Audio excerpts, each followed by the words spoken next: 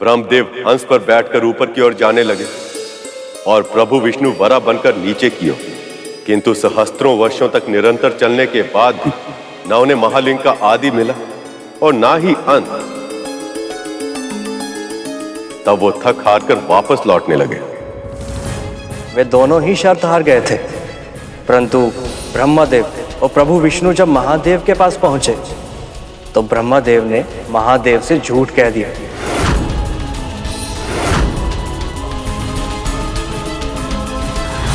हे अज्ञा, मैंने बहुत प्रयास की किंतु तब भी मैं आपकी था नहीं पा सका। इसलिए मैं अपनी पराजय स्वीकार करता हूं। मैं सर्वश्रेष्ठ नहीं हूं। आप और मैं भिन्न नहीं हैं। आप ही में मैं है और मैं ही में आप हूं। कह तो आप ऐसे रहे हैं जैसे आप अथाह हैं, सबसे बड़े हैं, सबसे विशाल हैं, किंतु अब आप अज्ञात नहीं रहे स्तंभ। मैंने आपका प्रथम सिरा देख लिया है।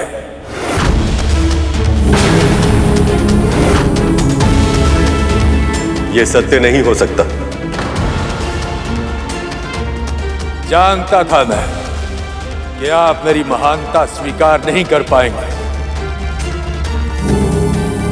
इसलिए मैं अपने साथ साक्षी लेकर आया। केतकी,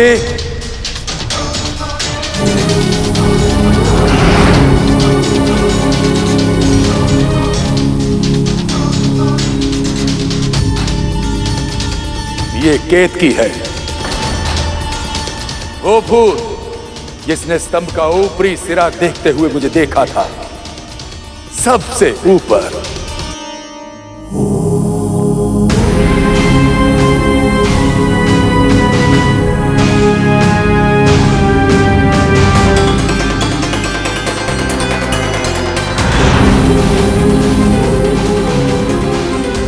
इस स्तंभ का सिरा तो समझ ही नहीं आ रहा, किंतु यदि मैं हार गया मेरा तो वर्चस्व भी समाप्त हो जाएगा। मुझे ही कोई युक्ति लगानी होगी जिससे यह प्रमाणित हो सके कि मैंने स्तंभ का सिरा ढूंढ लिया। केतकी,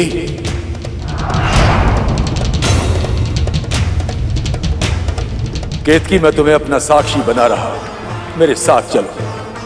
यदि स्तंभ कुछ पूछे तो तुम असत्य कहना। इसके बदले में जो तुम चाहोगी वो सब कुछ मैं दूंगा।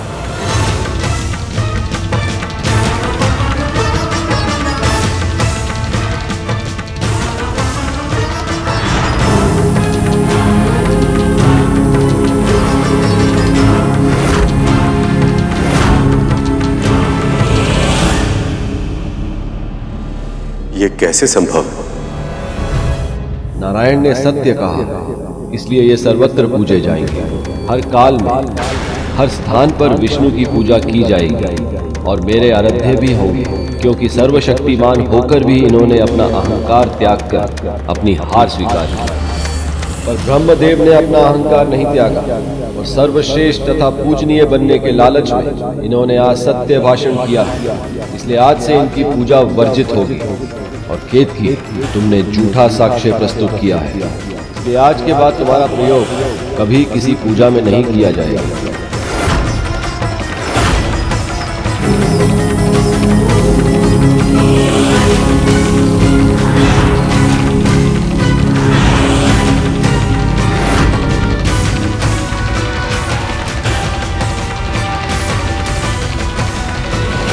प्रभु, आप कौन हैं? सबसे बड़ा हूं मैं, केवल मैं, क्योंकि मेरा ना आदि है ना अंत। मैं हूं महाशिव।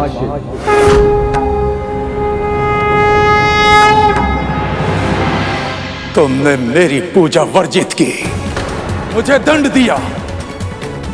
ये अधिकार तुमको किसने दिया स्तंभ? स्वयं को बड़ा कहते हो। सबसे बड़े असत्यवादी तो तुम स्वयं हो, क्योंकि सबसे श्रेष्ठ मैं हूं। मैं हूं सबसे बड़ा, पर ब्रह्म हूं मैं।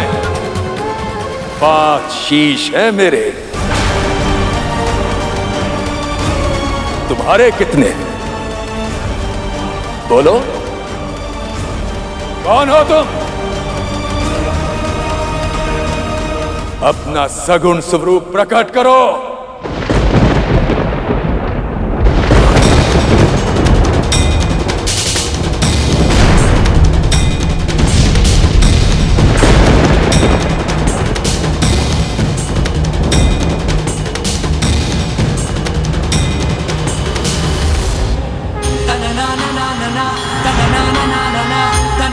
देव महादेव,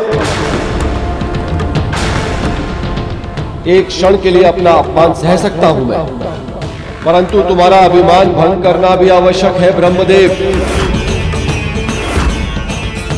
इसलिए अब मैं तुम्हें अपनी शक्ति का परिचय दूंगा और मेरा रुद्र अवतार ही तुम्हारे अहंकार का नाश करेगा, जो काल भैरव कहलाएगा।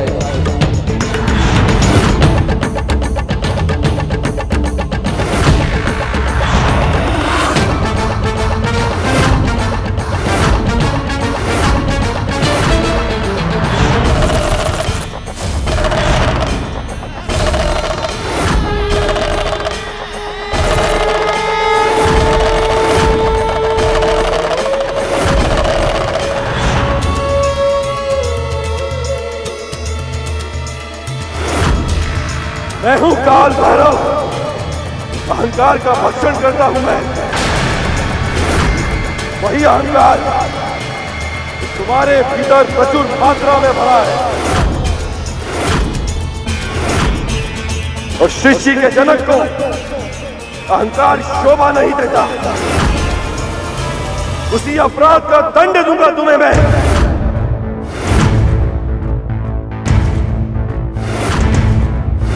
माया के वश में जब घमंड ब्रह्मा जी पे छाया था, स्वयं को श्रेष्ठ मान क्रोध शिव जी को दिलाया था। तब काल के समान रूप काल भैरव का लिया और काट के सर 5वां ब्रह्मा जी का पृथक किया। ओम नमः शिवाय, ओम नमः शिवाय, ओम नमः शिवाय, ओम नमः शिवाय, ओम नमः शिवाय, ओम नमः शिवाय। महादेव ने अहंकारी ब्रह्मदेव को दंड देकर उन्हें पर ब्रह्म की उपाधि से वंचित कर दिया और ब्रह्मदेव के पद को ऐसा बना दिया कि उस पर सदा के लिए कभी भी कोई आसीन नहीं रहता। हर महाकल्प के अंत में ब्रह्मा बदल जाते हैं। वर्षों तक तपस्या, ध्यान और त्याग करने के बाद ही ऐसा ज्ञान मिलता है जिससे कोई ब्रह्मा के स्थान को प्राप्त कर सके। जिस रात महादेव ने अपने अरूप रूप में प्रभु विष्णु और ब्रह्मदेव को सबसे पहले दर्शन दिए थे, उसी रात को शिवरात्रि के रूप में मनाया जाता है। उस दिन उपवास रखकर पूरी रात जागरण करके शिव का ध्यान करने वालों को उनका विशेष आशीर्वाद प्राप्त होता है। तो ये है शिवरात्रि का महत्व। परंतु गुरुदेव, महादेव के बारे में ये सब जानकर क्या बाल गणेश ने उन्हें पहचान लिया? नंदी की आशा तो यही थी। अब समझ आई तुम्हें हमारे महादेव के क्रोध की गंभीरता। जैसे उन्होंने काल भैरव का रूप लेके ब्रह्मदेव को दंड दिया था, उसी तरह मैं तुम्हें दंड दूंगा। इतना आत्मविश्वास! ब्रह्मदेव का शीश काटा होगा, पर मेरी एक उंगली को हानि नहीं पहुंचा सकते तुम। अगर अपना हित प्यारा है तो जाओ यहाँ से, वापिस लौट जाओ।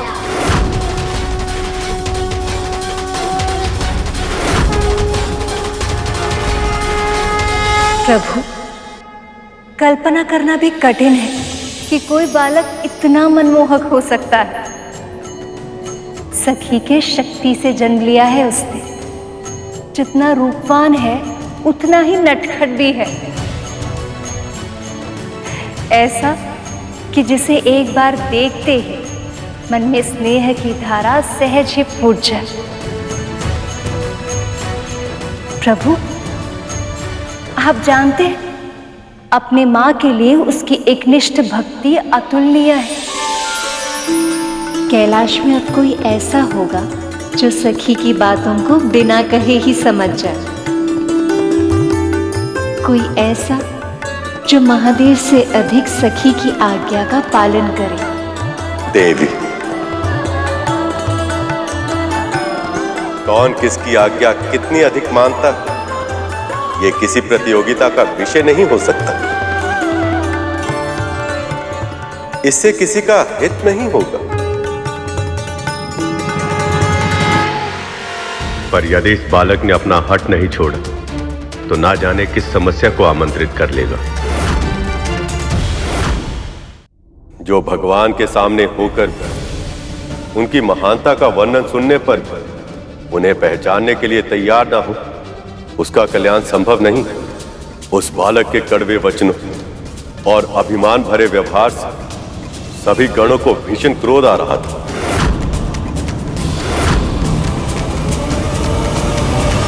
बस करो बालक, बंद करो ये खेल।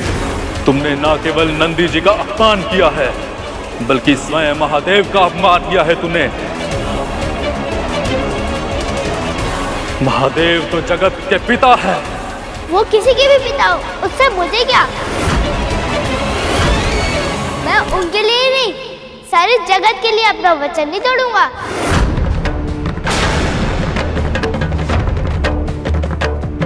अबोध, उनकी कथा सुनकर भी तुम उन्हें पहचान नहीं पाए। पल भर में तुम्हें भस्म कर सकते हैं वो। तुम निरंतर उनका अपमान किए जा रहे हो। हमारे स्वामी हैं वो। इस संपूर्ण जगत में ऐसा कौन है जो उन्हें रोकने का सामर्थ्य करे। अब तक हम तुम्हें बालक मानकर क्षमा कर रहे थे, पर अब बस। तुम सीधी तरह नहीं मानोगे तो हम तुम्हें बांध कर यहां कोने में बिठाकर अंदर चले जाएंगे।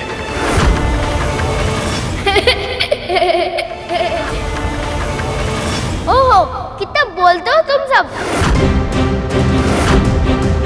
साहस है तो करके दिखाओ।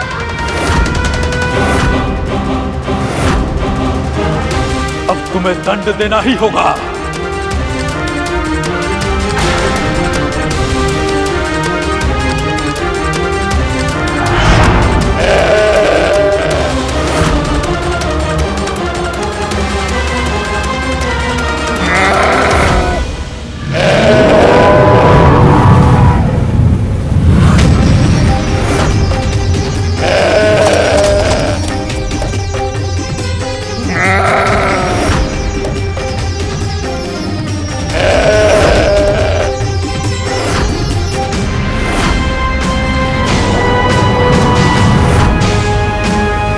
सामने से हट जाओ बालक, श्रृंगी की टक्कर तुम सहन नहीं कर पाओगे।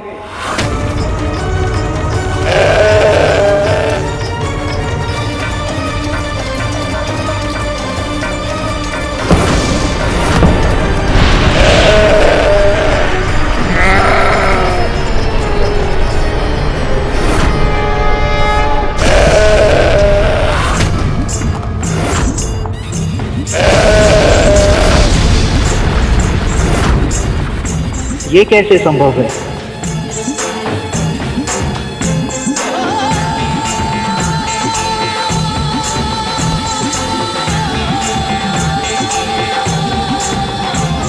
चतुर गणेशा।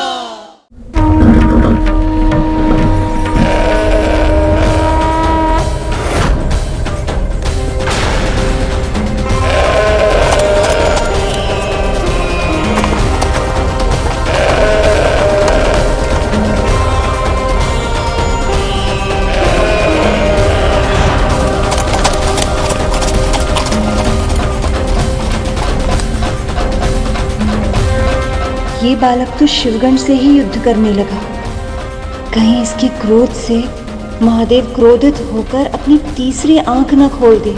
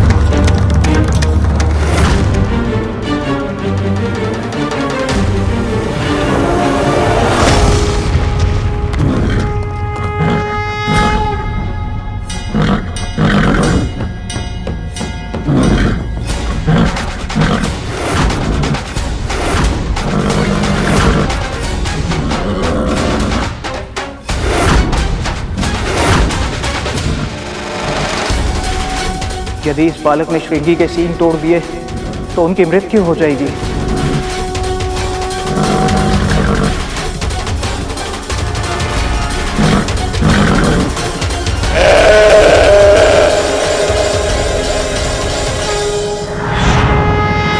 हे नारायण, फिर क्या हुआ गुरुदेव? बालक के कारण श्रृंगी के साथ इतना बड़ा अनर्थ हुआ, तो फिर महादेव ने क्या किया?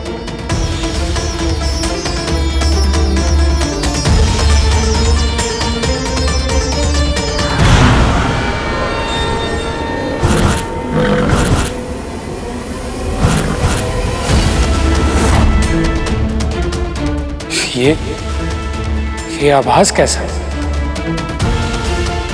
कुछ तो अनुचित हो रहा है। और क्या?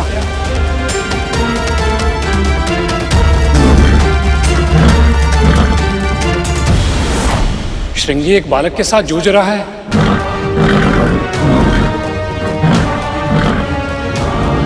और इस बालक में तो श्रृंगी से अधिक शक्ति है।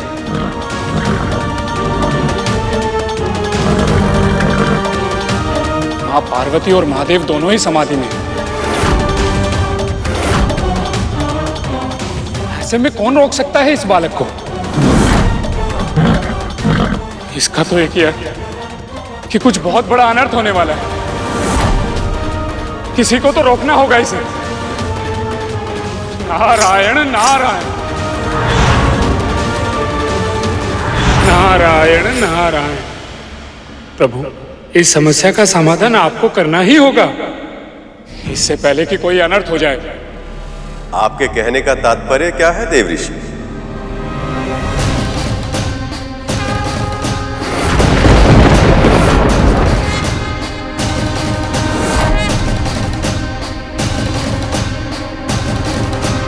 क्या मां पार्वती का पुत्र सच में बहुत विशेष है?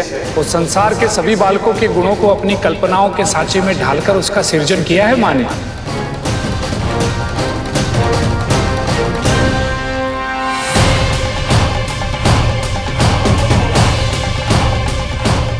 श्रृंगी के प्राण उसके सींगों में होते हैं। अगर बालक ने बलपूर्वक उसके सींग को उखाड़ फेंका तो उसके प्राण चले जाएंगे। और यदि उसके प्राण चले गए तो न जाने महादेव क्रोध में आकर क्या करेंगे इस बालक का। वो इतना स्नेहशील है, निर्दोष है, ऐसा कैसे कर सकता है वो?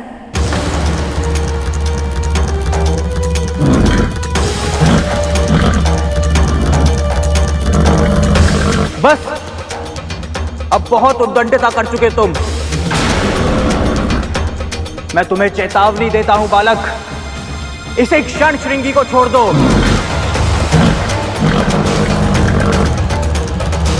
कितना समझाता मैंने तुम सभी को, पर तुमने मेरी एक भी नहीं सुनी। तो फिर अब मैं तुम्हारे वचन का मान क्यों रखूं भला?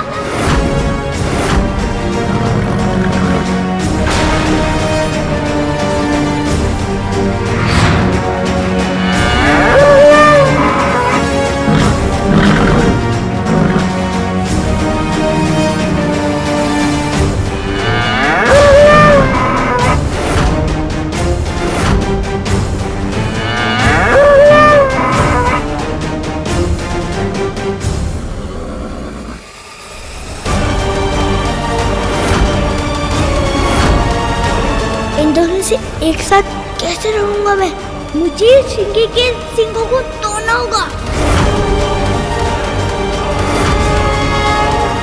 कहीं ये बालक श्रृंगी के प्राण न हर ले, अन्यथा न जाने इसका क्या परिणाम होगा।